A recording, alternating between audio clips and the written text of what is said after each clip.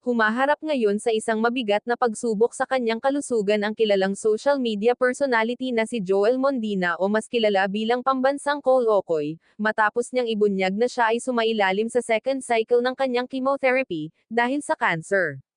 Sa isang social media post, noong ika-20 ng Nobyembre, nagbahagi na rin si Mondina ng larawan niya habang nakaretay sa hospital bed, kasama ang 3 mga anak. Sa kabila ng mabigat na pagsubok, nananatili siyang matatag at positibo, kasama ang buong suporta ng kanyang pamilya.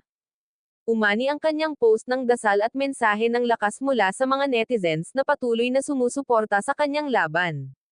Si Mondina ay huling napanood dati sa Family Feud ng GMA7 noong Nobyembre taong 2024 kung saan ay naglalaro sila ng kagrupo niya. Matatanda ang bandang 2022 hanggang 2023, ay naging usap-usapan si Mondina dahil sa hiwalayan nila ng dating misis na si Grace o Marites Mondina.